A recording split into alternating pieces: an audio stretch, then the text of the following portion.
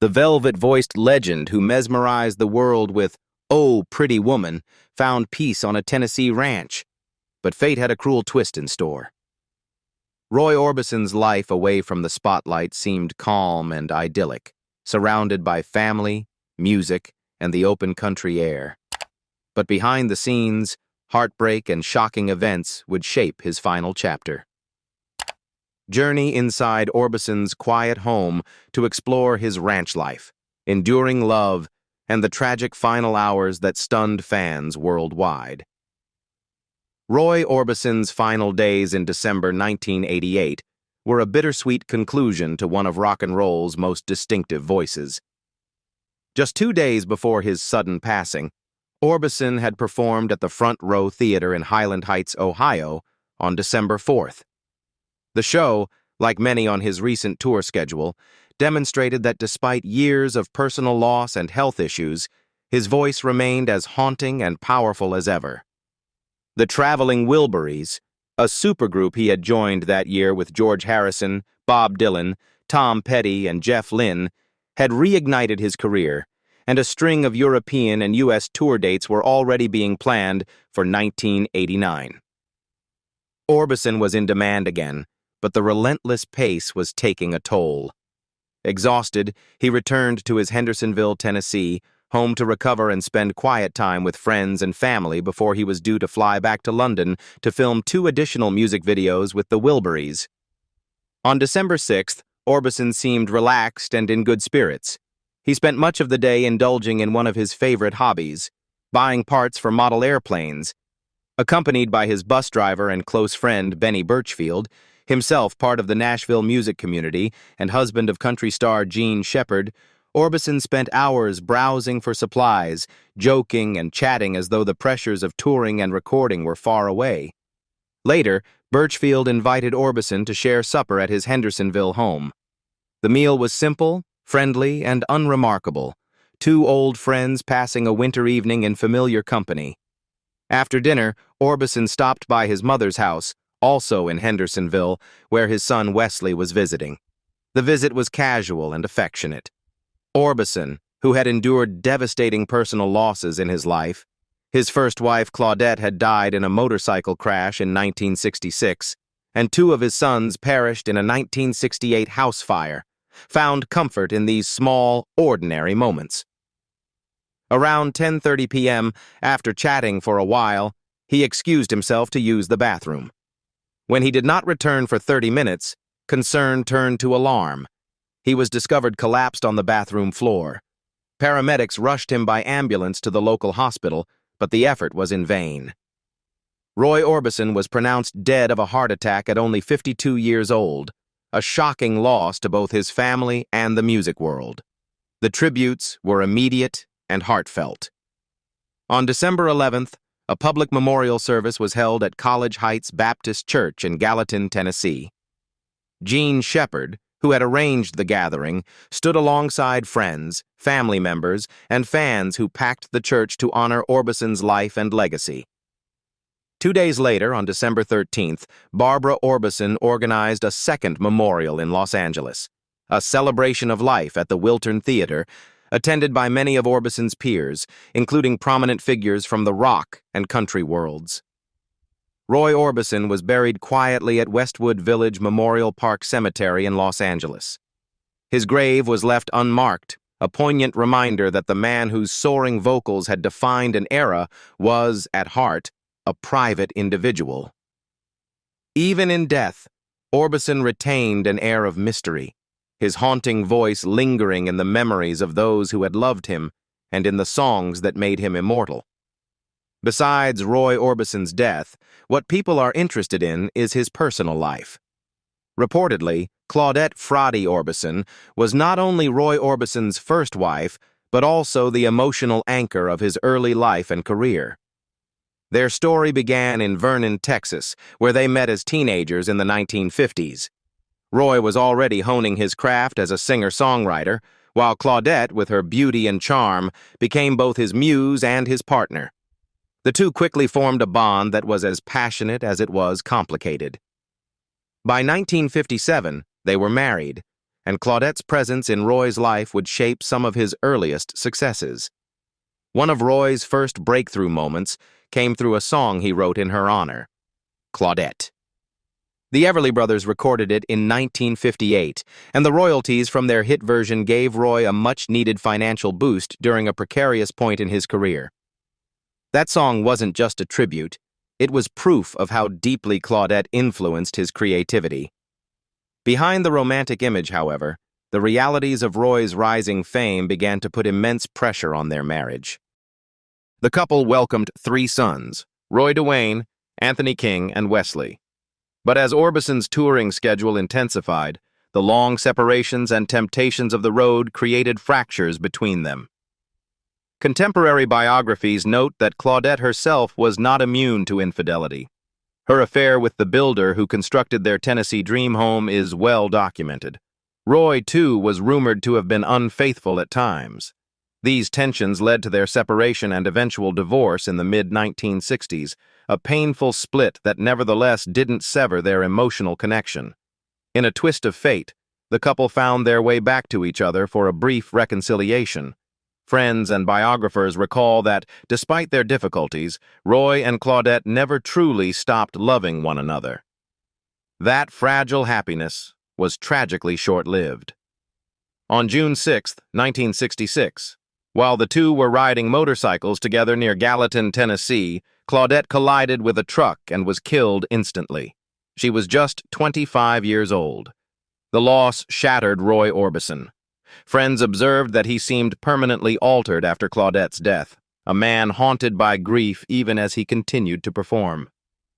Many of his later songs, steeped in longing, heartbreak, and melancholy, took on a deeper resonance in the wake of her passing.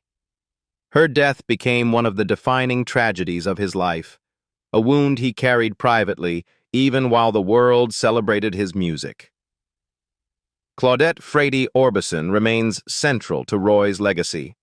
The teenage sweetheart who inspired his first hit, the mother of his children, and the love whose sudden absence left echoes in every sorrowful note he sang thereafter.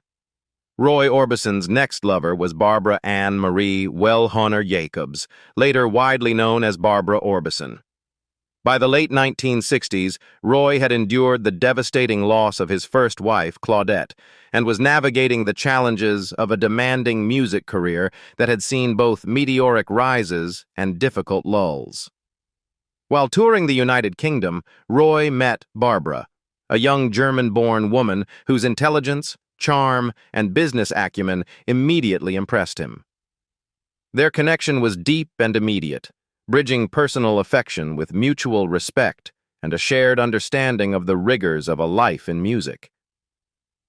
Their courtship led quickly to marriage. On March 25, 1969, Roy and Barbara were wed in Hendersonville, Tennessee, beginning what would become a long-lasting, stable, and profoundly influential partnership.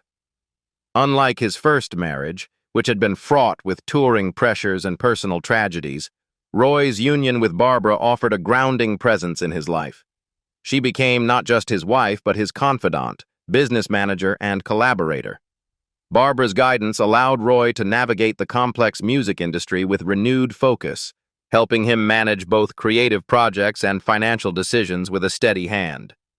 The couple expanded their family with the births of 2 sons. Roy Kelton Orbison Jr., born in 1970, and Alexander Orby Orbison, born in 1975, became the center of their home life, providing Roy with the familial stability he had long sought. Barbara balanced her roles as mother, wife, and professional partner, ensuring that the demands of touring and recording did not compromise the family's cohesion. Friends and colleagues often remarked that Barbara's organizational skills and unwavering support allowed Roy to channel his extraordinary talent fully into his music. Barbara's role extended far beyond Roy's lifetime. After his death in 1988, she assumed the stewardship of his estate and legacy with the same meticulous care and dedication she had shown during their marriage. She managed his catalog, promoted posthumous releases, and curated tributes and retrospectives, ensuring that Roy Orbison's contributions to music would endure for new generations of fans. Barbara became synonymous with the preservation of his voice, image, and the narrative of his remarkable career. Their marriage represents a well-documented second chapter in Roy Orbison's private life, a period defined by stability, mutual respect, and shared purpose. While Roy's earlier years had been marked by turbulence and heartbreak, Barbara provided the love, guidance, and partnership that allowed him to flourish both personally and professionally. Through her unwavering dedication, Barbara Orbison became far more than a spouse. She was the guardian of a musical legacy, the architect of a family that endured, and a lifelong companion who transformed Roy's post-tragedy years into a period of creativity, love, and enduring influence. Now, let's talk about Roy Orbison's properties. You might not know this, the small West Texas town of Wink played a pivotal role in shaping the boy who would grow into one of rock and roll's most distinctive voices. Roy Orbison's family relocated there in 1946 when he was just a young child, and Wink became the backdrop for his formative years. The flat, open landscapes, the wide Texas skies, and the close-knit community provide both inspiration and a grounding influence for the future singer-songwriter. While Wink may have seemed unremarkable to outsiders, for Roy it was a place where his musical identity began to take root. During his teenage years in Wink, Orbison began to explore his passion for music more seriously. He became a member of local performance groups, including the Wink Westerners, which allowed him to perform regularly and refine his stage presence. Local radio stations also played a significant role in his early career. He would often tune in, perform live, and listen to broadcasts that exposed him to the burgeoning sounds of country, rhythm and blues, and early rockabilly. These experiences in Wink provided Roy with a foundation in performance, songwriting, and audience connection that would serve him throughout his professional life. Today, Wink honors its most famous former resident with a small but meaningful tribute. On East Hendricks Boulevard, a modest Roy Orbison museum stands, preserving memorabilia, photographs, and artifacts that document his early life and the beginning of his legendary career. The museum is a pilgrimage site for fans, music historians, and curious travelers alike. Whether it's a guitar once played by Orbison, vintage photographs of his teen years, or recordings from his earliest performances, the museum offers a tangible link to the roots of a global music icon. Adjacent to the museum, a historical plaque marks the lot where the Orbison family home once stood. Sources vary slightly on the exact address. Some listings cite 205 East Hendricks Boulevard, while others suggest 213, but the significance remains the same. This was the home where Roy grew up, learned to dream big, and first nurtured the voice that would later enchant millions. Local tour guides and travel pieces routinely include the museum and plaque as key stops for visitors exploring the history of rock and roll in West Texas. For Roy Orbison, Wink was more than a hometown. It was a crucible for his artistic development. The small-town experiences, family life, and early performance opportunities instilled a discipline, humility, and emotional depth that would define his music. Today, the museum and commemorative sites serve not only as a tribute to Orbison's genius, but also as a reminder of the profound impact that a humble Texas town had on the shaping of a rock and roll legend. Wink may be small on the map, but it looms large in the story of Roy Orbison's extraordinary life and enduring musical legacy.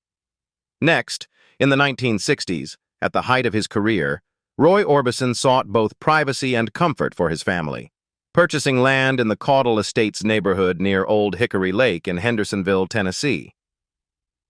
This scenic area, north of Nashville, was known for its tranquil waters, wooded lots, and the growing presence of country and pop music stars seeking respite from the hectic pace of city life.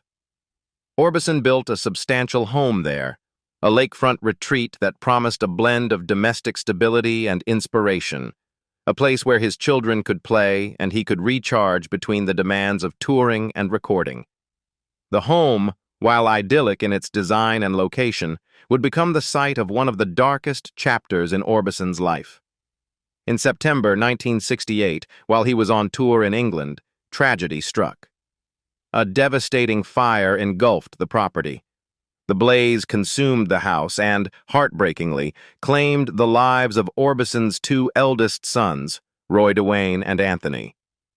The deaths were catastrophic for the family, leaving a permanent scar on Orbison's heart and shaping the sorrowful, haunting quality that came to define much of his subsequent music. Biographies and contemporary press reports document the scale of the tragedy, noting both the shock to the music community and the profound personal loss that Orbison endured. Beyond the tragedy itself, the Old Hickory Lake area held a unique place in Nashville's musical landscape. Hendersonville was home to a number of country music legends, and Orbison's neighborhood was no exception. Close ties with fellow stars, including Johnny Cash, created a network of support and friendship, though nothing could fully mitigate the grief he experienced after the fire. Local histories emphasize how the area fostered a sense of community among musicians, neighbors who understood the pressures of fame and could offer solidarity. But the horror of losing his children made that solace nearly impossible to find. The fire at Orbison's Old Hickory Lake home is frequently cited in accounts of his life as a turning point, a moment of irreparable loss that shadowed his personal and professional journey. The tragedy not only claimed the lives of two young boys, but also symbolized the vulnerability and fragility that underpinned the man behind the velvet voice. Orbison, who had already experienced heartbreak with the death of his first wife, Claudette, found himself again confronting unimaginable grief. This episode deepened the melancholic themes in his music, lending authenticity to the pain and longing that resonated so profoundly with fans worldwide. Next, you might not know that Codle Drive in Hendersonville, Tennessee, occupies a unique place in the history of Roy Orbison's life and career, particularly in the decades following his early personal tragedies. During the late 1960s, Orbison purchased land in the Codle Estates area near Old Hickory Lake, seeking both privacy and proximity to the thriving Nashville music scene. This lakeside enclave became a favored residence for many country and pop artists, including Johnny Cash and other notable neighbors. Orbison's presence on Codle Drive symbolized both his success and his desire for a family sanctuary after the losses that had marked his earlier years. Today, Codle Drive remains a point of interest for music historians, fans, and real estate enthusiasts alike. Contemporary listings frequently reference the street as once owned by Roy Orbison, often highlighting homes around addresses such as 195 Codle Drive. These modern homes, however, rarely reflect the original structures that Roy himself occupied. Over the decades, parcel boundaries have shifted, street numbers have been reassigned, and many houses have been rebuilt, extensively remodeled, or replaced entirely. As a result, the properties currently marketed as Orbison-related often reflect later construction rather than the original residences where Orbison lived with his family. The confusion is understandable. Local histories and travel pieces continue to note Orbison's ties to Codle Drive, and the mystique of a famous musician's home naturally attracts interest. Real estate marketing frequently leverages these historical connections, sometimes blurring the line between the original occupancy and the modern homes that now occupy the lots. While listings may reference Roy Orbison, the physical structure and even exact parcel boundaries can differ substantially from those of his era. Without careful documentation, casual observers may assume a present-day house is authentic to Orbison's lifetime, when in fact it is a newer construction or heavily altered property. For those seeking definitive information, deed and parcel records, along with county assessor files, provide the most accurate chain of title. These official documents can verify which parcels were actually owned by Orbison, what structures existed at the time, and how the land has changed over the decades. Scholars, fans, and serious collectors often rely on these records to distinguish between the historic footprint of Orbison's Hendersonville holdings and the contemporary developments that now stand in their place. By the mid-1980s, Roy Orbison's life and career had entered a period of renewal. After decades spent navigating the trials of personal tragedy, the demands of touring, and the ups and downs of the music industry, Orbison and his family sought a change of scenery that would provide both inspiration and respite. Around 1985 to 1986, they relocated to the Los Angeles area, establishing a residence in Malibu, California. This move symbolized not just a geographical shift, but also a new chapter of stability and professional resurgence for Orbison and his family. Malibu, with its sweeping ocean vistas, secluded beaches, and proximity to the entertainment industry, offered Orbison an ideal combination of privacy and accessibility. The home he maintained there became a sanctuary, a place where he could retreat from the pressures of performing and recording, focus on his family, and enjoy quieter moments with his wife Barbara and their children. Contemporary photographs and interview footage from this period frequently show Orbison at ease in his Malibu surroundings, whether relaxing on his patio, playing music, or hosting friends and colleagues. These images capture a man who, after decades of tumult and grief, had found a peaceful domestic environment that allowed him to reconnect with his creative self. The Malibu home also served as a base during the final resurgence of his career. By the mid-1980s, Orbison had joined the traveling Wilburys alongside George Harrison, Bob Dylan, Tom Petty, and Jeff Lynne. The group's collaborative projects brought him renewed acclaim and introduced his work to a younger generation of listeners. While much of this activity required travel, the Malibu residence provided a stable retreat where he could recover between tours, record, and spend time with his family. Friends and biographers note that the home's serene setting contributed to Orbison's sense of equilibrium in these later years, contrasting with the turbulence he had experienced in Hendersonville, Tennessee, decades earlier. Barbara Orbison played a central role in shaping the family's life in Malibu. Her management of Roy's career during this period was meticulous, ensuring that his professional obligations were balanced with the needs of their household. Following Roy's death in December 1988, Barbara continued to maintain the Malibu property and remained active in the Los Angeles area. She oversaw the stewardship of his musical legacy, curated posthumous releases, and nurtured connections with the entertainment and music communities, all from her base in California. What more? In the spring and summer of 1968, Roy Orbison was deeply engaged in touring the United Kingdom, bringing his distinctive voice and emotive performances to audiences far from his native Texas. During this period, he and a close friend rented an apartment on Upper Brook Street in London. Unlike his long-term residences in Tennessee or later in Malibu, this flat was a temporary arrangement, serving primarily as a practical and convenient base while he fulfilled the rigorous demands of touring. Nonetheless, it would become associated with one of the darkest moments of his life, a place where personal grief intersected with his professional obligations. The Upper Brook Street apartment was modest by the standards of fame, chosen for location and practicality rather than grandeur. It offered Orbison a private space where he could rest, rehearse, and prepare for shows while remaining in central London. Contemporary accounts and biographical sources note that Orbison valued such temporary lodgings as a quiet retreat from the constant pressures of performance and public attention.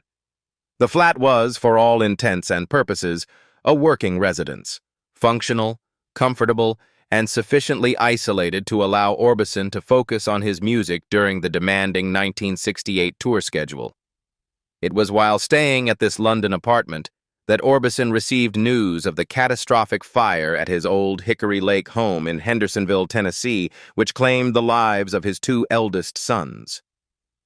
Biographers describe the moment as shattering. The apartment, meant to provide shelter from the hectic life of touring, became a place where Orbison confronted unimaginable grief thousands of miles from home. The isolation of a foreign city, combined with the sudden awareness of such profound loss, compounded the emotional shock. Despite the physical distance, the Upper Brook Street apartment became, in memory and biography, a site of intense personal tragedy, a temporary home forever linked to a permanent wound. Friends and tour companions recall Orbison in London as deeply shaken but committed to his professional responsibilities. He continued to perform while grappling with the news, maintaining the disciplined, polished stage presence for which he was renowned. The apartment on Upper Brook Street, therefore, functioned not just as a residence, but as a sanctuary in which he could process his grief in private, alone or with a trusted companion, while still navigating the demands of an international tour. What do you think about Roy Orbison? Leave us your comments in the section below. We hope you have found this helpful video. Don't forget to leave a like, share, and subscribe to the channel if you like it. Thank you for watching this, and see you in the next videos. Goodbye.